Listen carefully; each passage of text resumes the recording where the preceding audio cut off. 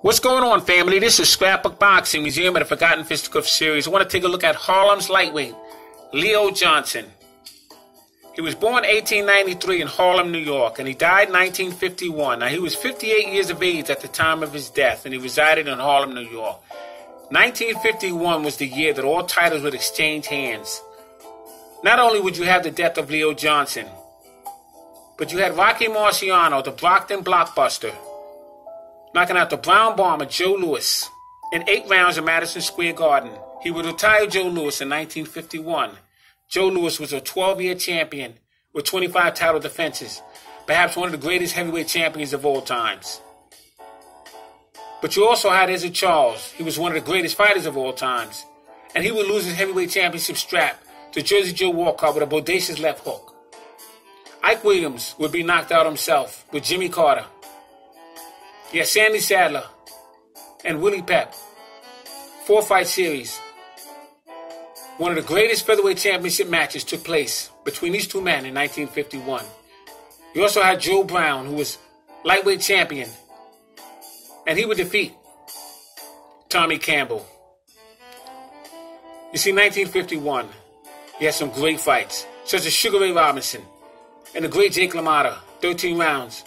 They would call that fight the St. Valentine's Day Massacre. And Ray Robinson would lose his title to Randy Turpin in England.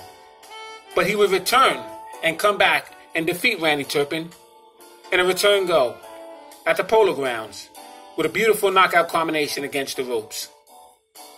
Fascinating fights you would have in 1951. Leo Johnson was a lightweight who stood 5 foot 6 inches. He had 126 and 132 pounds of body weight. He had total fights of 171, 60 wins, 29 knockouts, 8 losses, and 3 knockouts himself. He had 9 draws. Now, according to reliable sources, Nat Flasher, the editor of Ring magazine, stated that Leo Johnson came around at a time when you had some great, amazing fighters, both in the featherweight and lightweight divisions. Johnson fought great fighters such as featherweight champion Johnny Dundee, who was known as the Scotch Wop. Fought him in New York, no draw. 4 rounds. Unbelievable. He had 25 fights in 1910. 1910 would be the year that Jack Johnson would annihilate Jim Jeffries, Reno, Nevada. Beautiful fight that was in 15 rounds. Now, Leo Johnson also faced Willie Jackson. Willie Jackson was a very good fight. Willie Jackson was a dynamite fighter. He fought him December 29th, 1916 in New York, Madison Square Garden. It was a 10-round draw. Fought him again August 1918 in the Bronx, New York. It was 6-round, no decision. He faced Tommy Hoke, Tommy O'Keefe, Eddie Fitzsimmons, Johnny Dundee, Matt Bark, Oakland Frankie Burns, Red Cap Wilson, Jersey Frankie Burns, Lou Tendler. Fought him 3 times. Lou Tendler was an outstanding southpaw, beautiful jab. He was a Philadelphia native.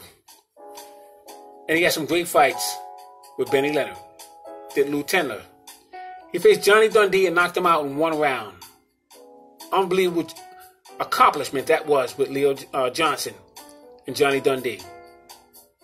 And he also fought him and had a 2-round no decision. He fought former lightweight champion Rocky Kansas. 5 no decisions and 1 draw. He would face Freddie Welch, who was also a former lightweight champion. Benny Leonard. Now, Benny Leonard was from New York. He was born April 6, 1896. He fought Philadelphia Pound More, did Benny Leonard. Johnny Dundee, Johnny Kilbane, Frankie Welch. All these guys were champions. No decision. Phil Bloom, Freddie Welch, Jack Britton, Jack McAlphin, Lou Tendler, Ever Hammer from Chicago, Allentown Joe Gans. Now, that fight with Allentown Joe Gans and Benny Leonard. Allentown Joe Gans came in with a fighting record of 18-0 with 3 knockouts. They fought him in Vanderbilt, AC, Brooklyn, New York, March 20th, 1916. Benny Leonard also faced Jim McLaughlin, who would become a welterweight champion of the world, Buster Brown, Powell Silvers. Fascinating career, Benny Leonard. And I have Benny Leonard along with Joe Gans, the greatest lightweight champion of all times. Now, Leo Johnson would also face Black Diamond, Cannonball Mitchell. 1 win, 1 draw. Kid Black, Bushy Graham, Young Jackson. He would also face young Joe Gans, 2 draws and 1 win. Mexican Kid, 1 KO and 1 win. He would face Abe Patel. Abe Patel was also a featherweight champion, having one of the greatest featherweight champions of all time. See, Abe Patel had 27 championship matches he was involved in. He was born February 22nd, 1887. In 1970, he passed away. And he fought fighters such as Kid Sullivan, Battling Nelson, Tommy Phelps, defeated him in 2 rounds. Owen Moran, 25 rounds with a draw. Johnny Kilbane, Freddie Welch, fought George Dixon twice, 1 draw and 1 win. Harry Forbes and Ad Wargas. See, that's the quality of fighter Leo Johnson was. He also trained in Grubb's gym. He was a Harlem native, an outstanding fighter. And I wanted to introduce him to you right here on the Museum of the Forgotten Fisticuffs series. This is Scrapbook Boxing, stating all great fights and all great fighters will never be forgotten on my channel. Salute to my subscribers. Salute to Leo Johnson, a fascinating fighter he was. Thanks for your time. See you on the next video.